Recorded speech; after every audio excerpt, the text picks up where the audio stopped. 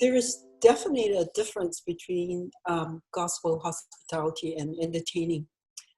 I recall a passage in the Bible when Jesus was asked by his disciples, when do we see you hunger and we feed you? And when do we see you thirsty and we give you a drink? Or when do we see you being a stranger and we invite you in?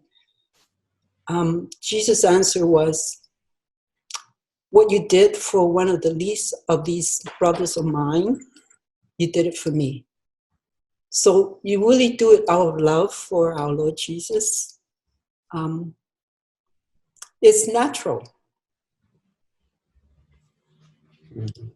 And it's different from entertaining because on the surface, they might look the same. You do the same thing, you cook the same meal, you do the same thing. But I think it has to do with the motives behind it. And really it's the attitude of the heart. And because you love Jesus.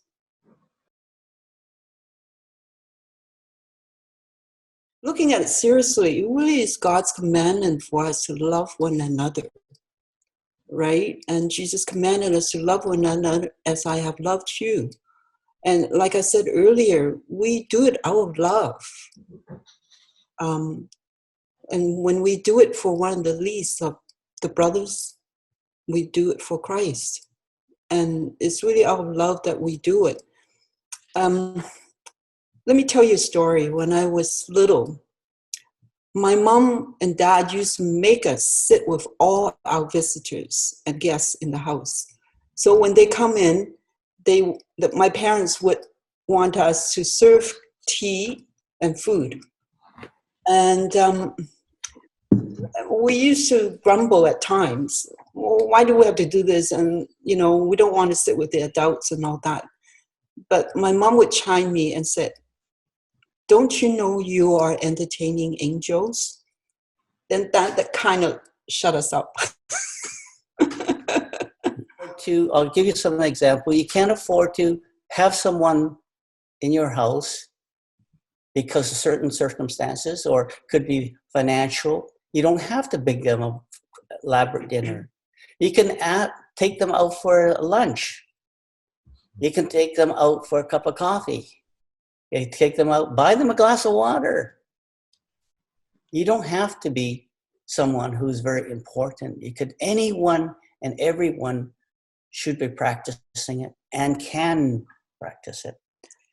We don't need fancy homes, and you don't need to be an extrovert, or you don't even have to have the gift of hospitality. I think what we have to look at here is God will work with what we have. So whatever we have the willingness, and if we want to serve others, I think God will use whatever we have.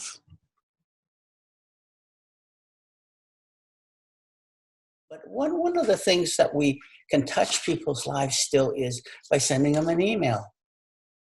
Send them, a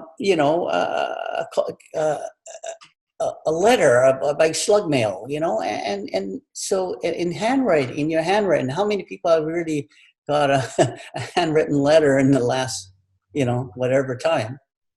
Parents with young kids, at this time, teach your kids how to make muffins or something like that.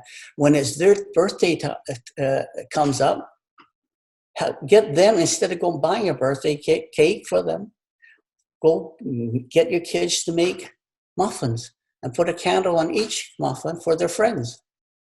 And their friends can blow out the candles at the same time. So that means your child now is being hospitable to their friends. So you don't have to be an adult. You could be a little young one. And the treasure that they're going to build for heaven and then in the future is great, because that becomes part of their lives.